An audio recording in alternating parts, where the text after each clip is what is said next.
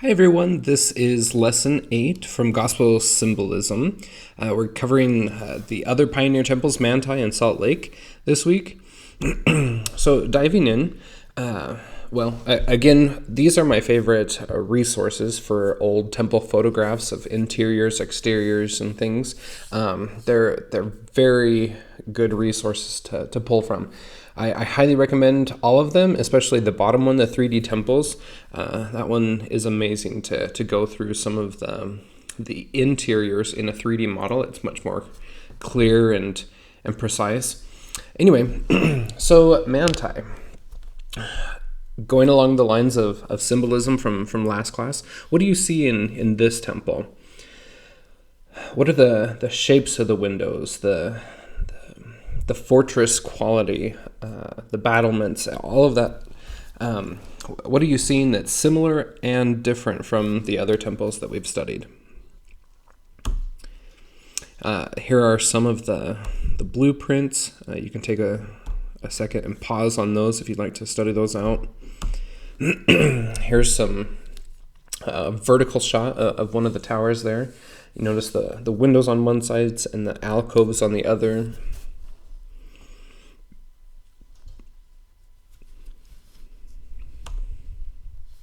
There's a side view of the temple as well. Why do you think the towers are different, the east versus the west? There's a picture of the baptismal font and of the creation room. So interesting to note, this is the oldest living mural that we have in the church.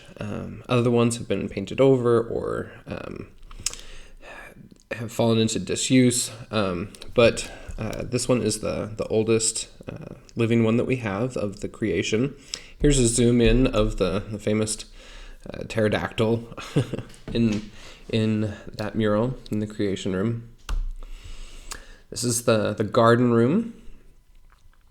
And if anybody's ever been to Manti, you notice that they still have the original benches. They're not bolted to the floor or anything. They're able to move, but they are so uncomfortable for sitting that long.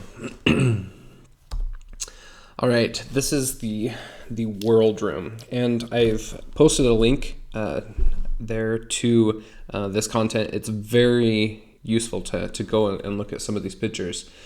So this tremendous mural shows the history of the world. The back wall shows the Tower of Babel under construction. The north wall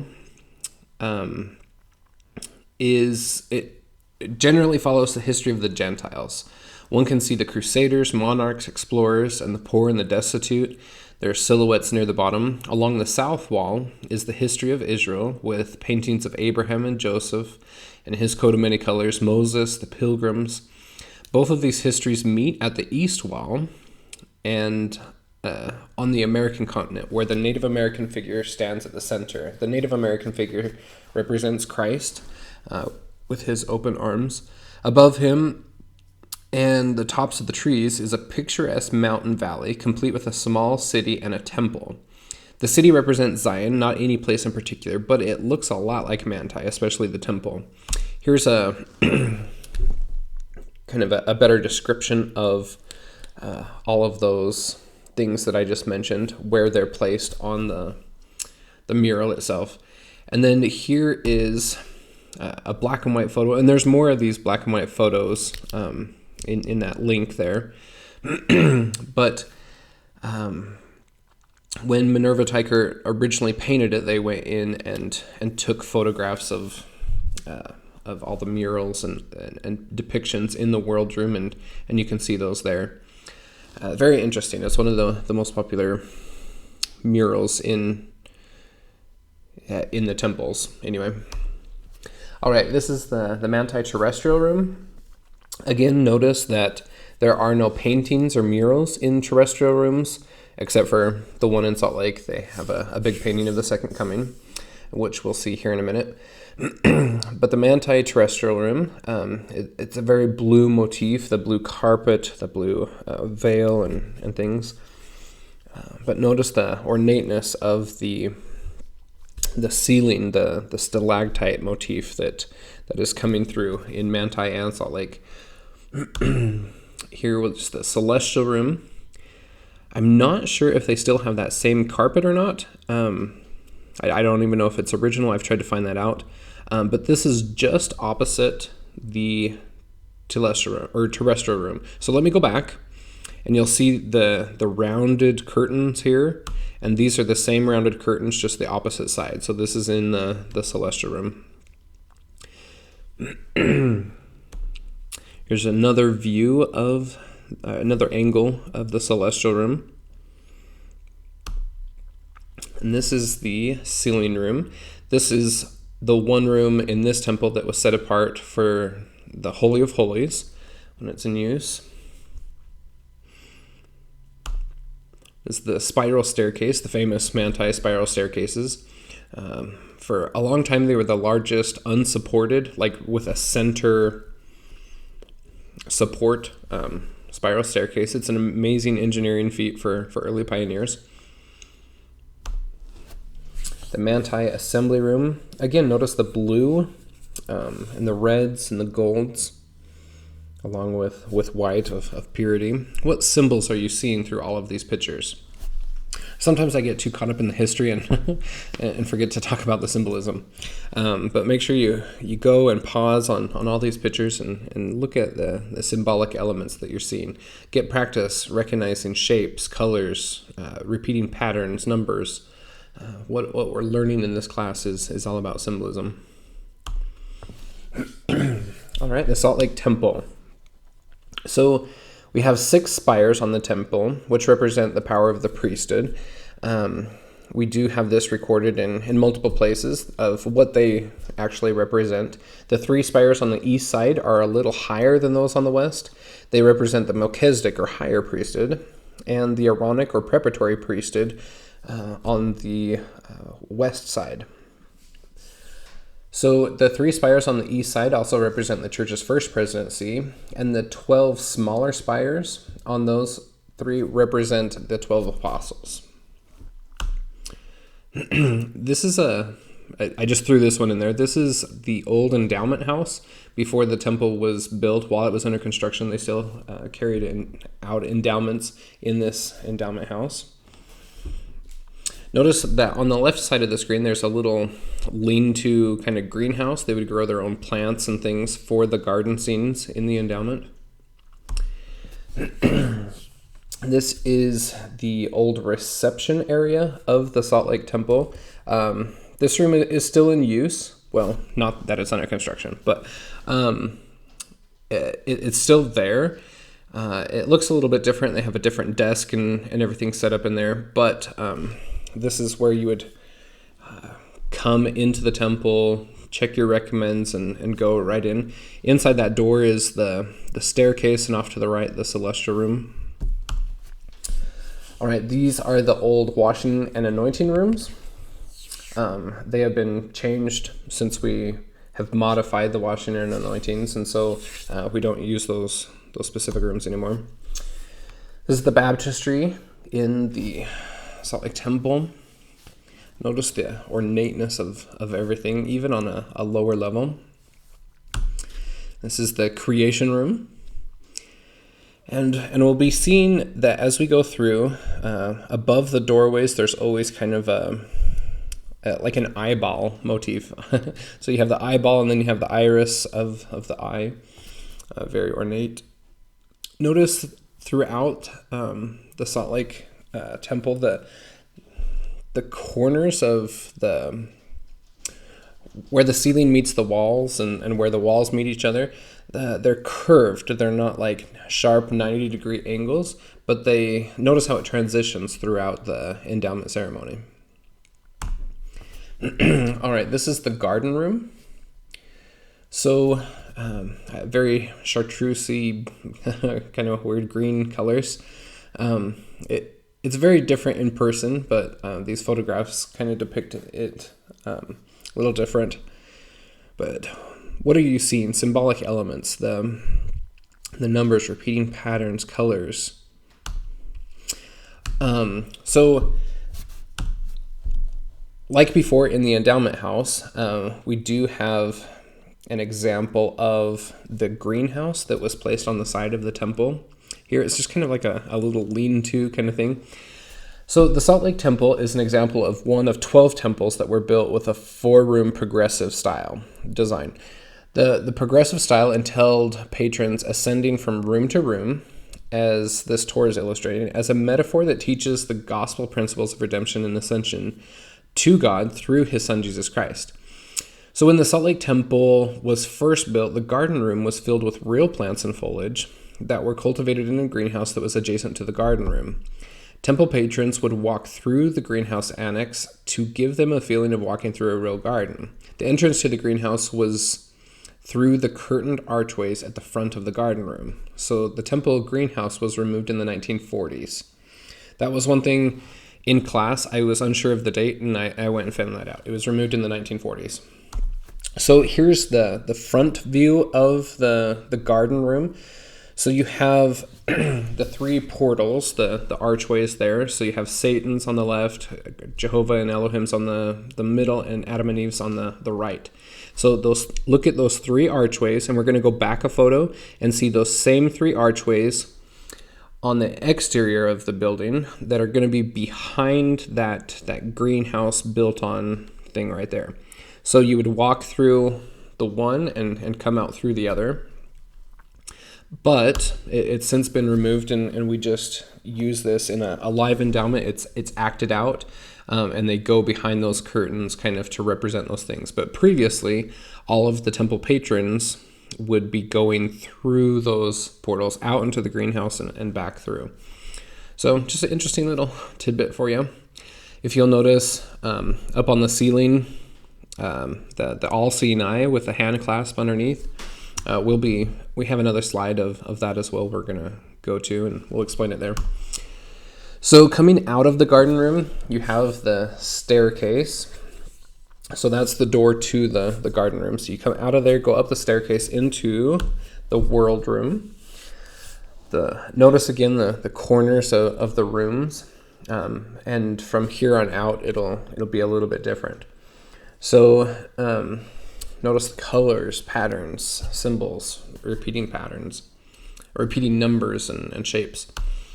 And then here is the terrestrial room.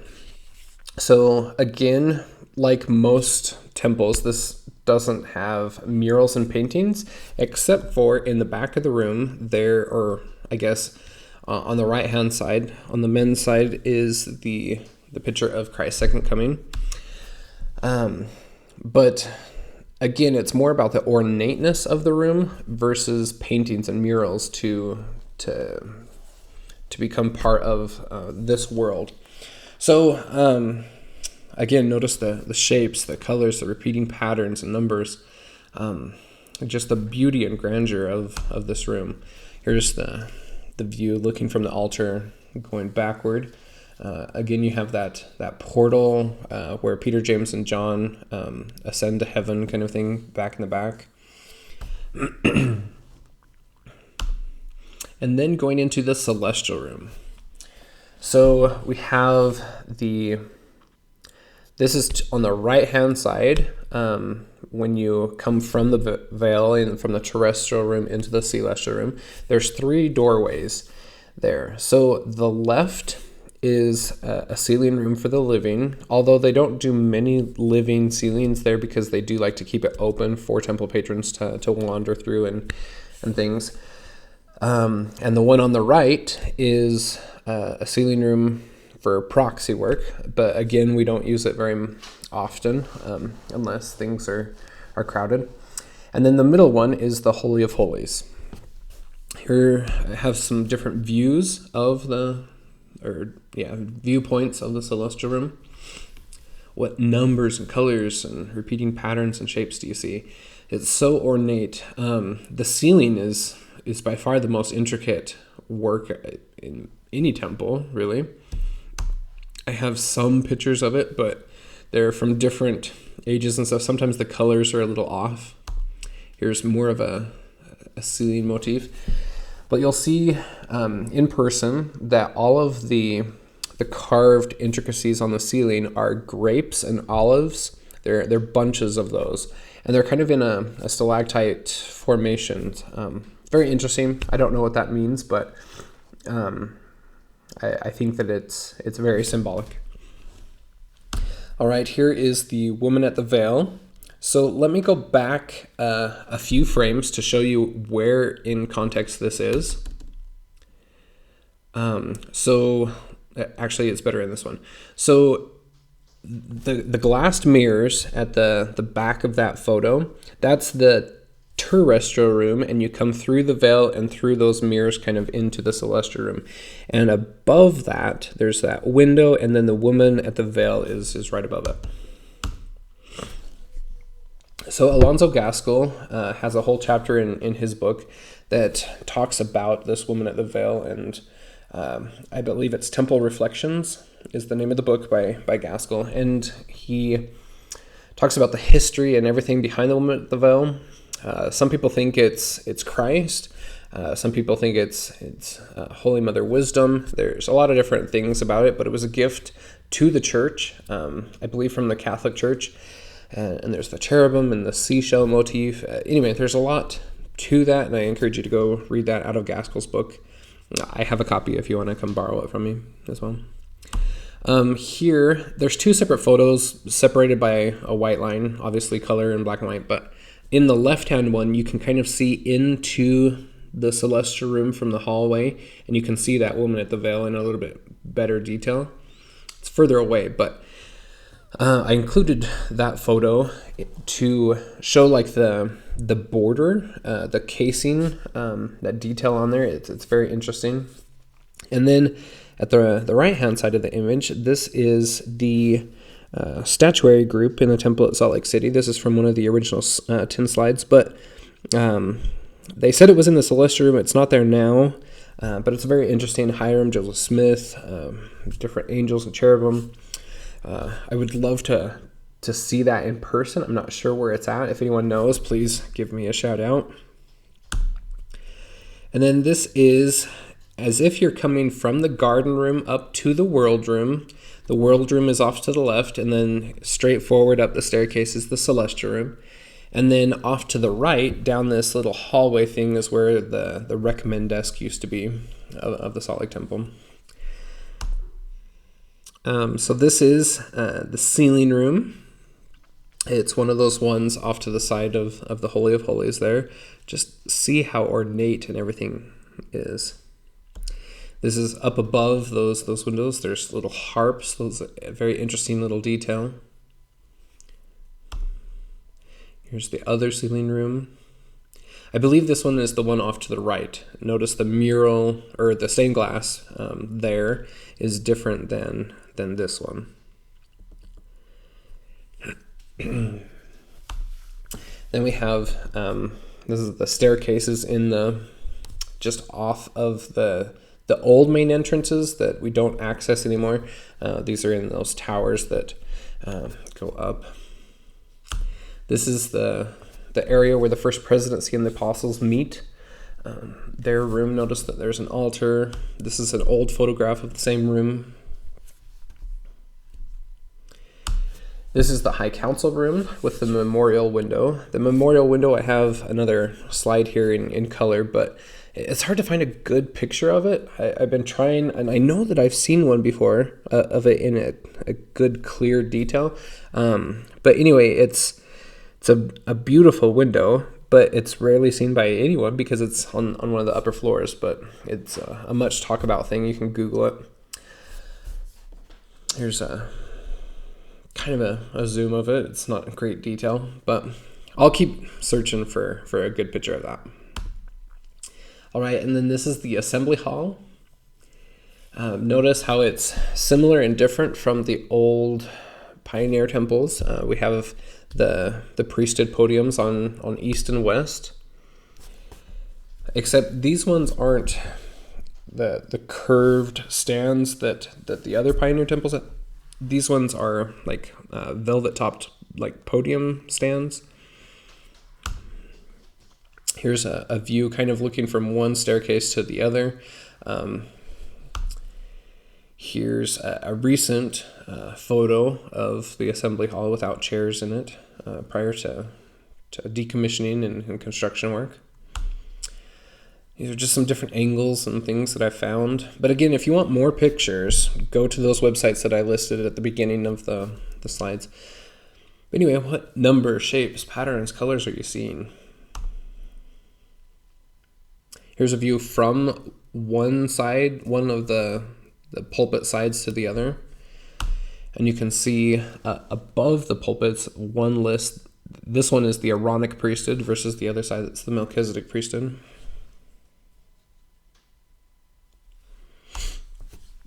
All right, moving into the Holy of Holies. This is an awesome one. All right, so this is a quote from James C. Talmage in the House of the Lord. So it says, "The central of the 3 small apartments connected with the celestial room, situated therefore between the sealing room for the living and the sealing room for the dead, is of all the smaller apartments within the temple walls by far the most beautiful. Yet its excellence is that of splendid simplicity rather than of sumptuous splendor. It is raised above the other 2 rooms and is reached by an additional flight of 6 steps inside the sliding doors.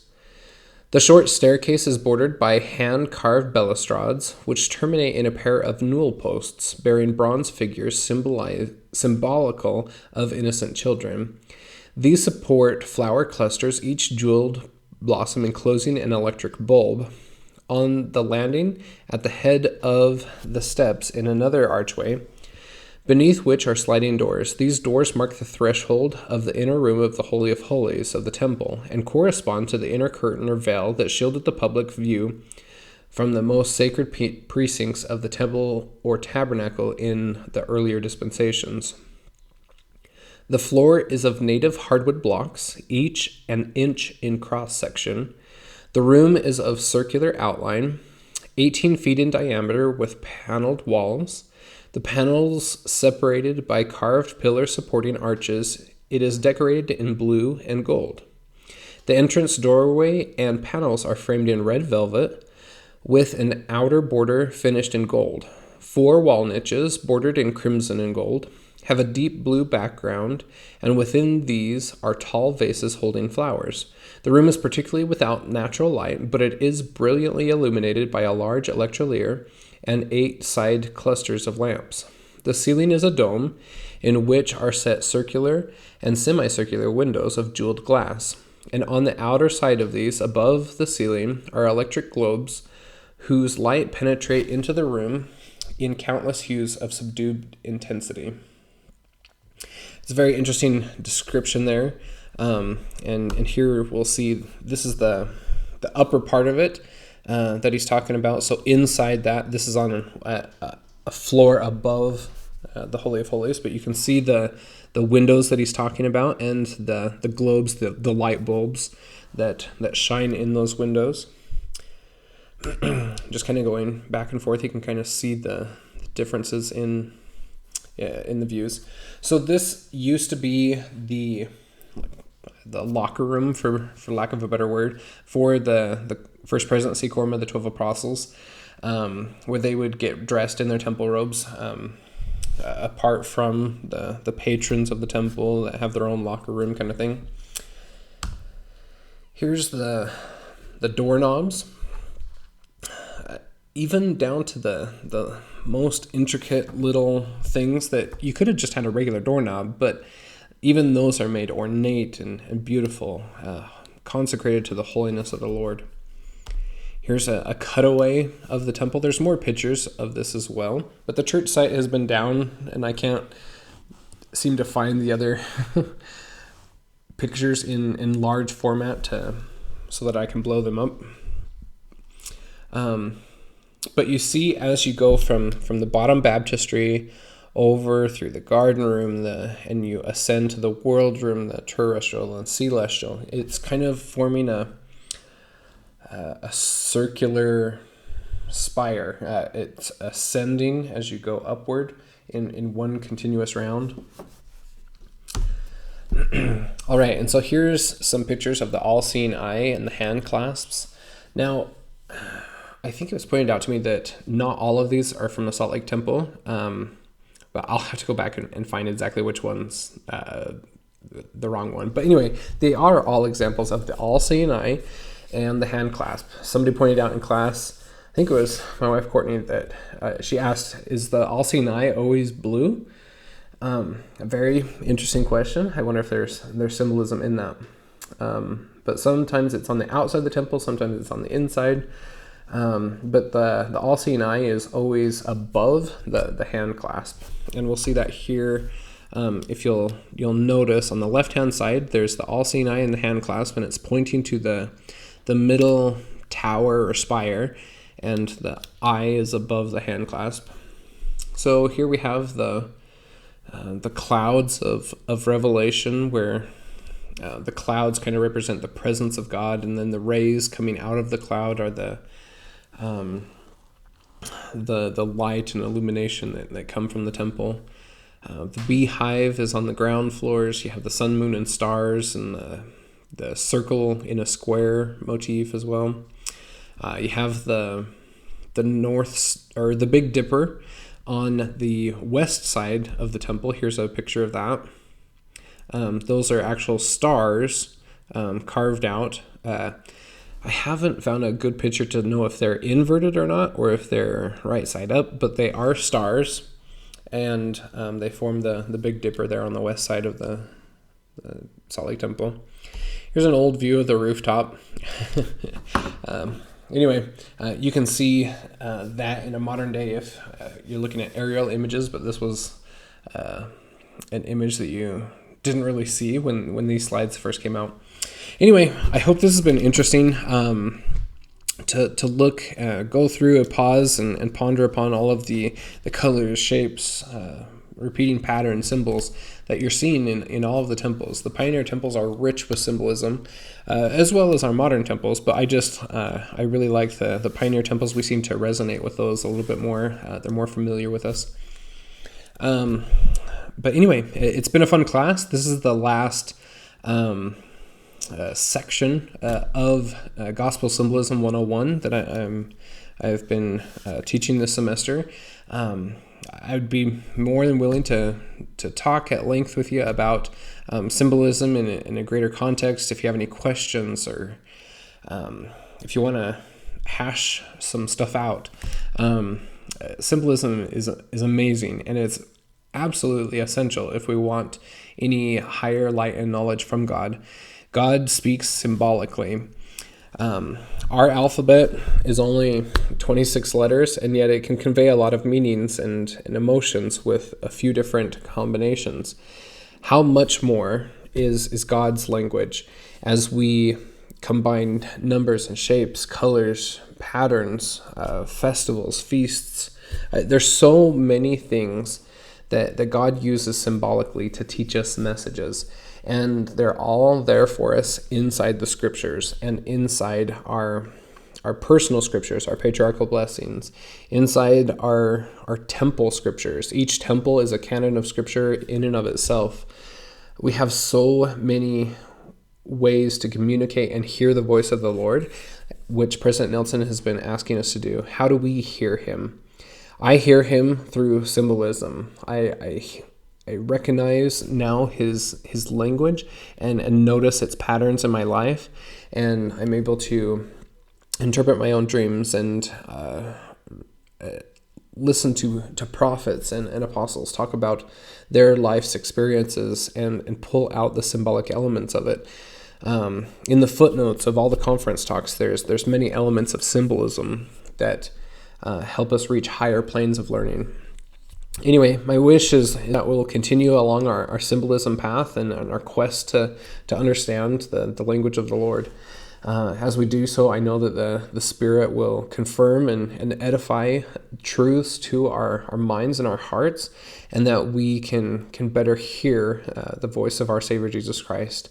I leave with that, and we're going to be studying the prophets next semester, Ezra and Daniel, and those are highly symbolic. We're going to be finding a lot of different symbolism there. It's kind of gospel symbolism a 200 level class or a 300 level class, but we'll take these same principles and put them into action. And we'll see you on the flip side.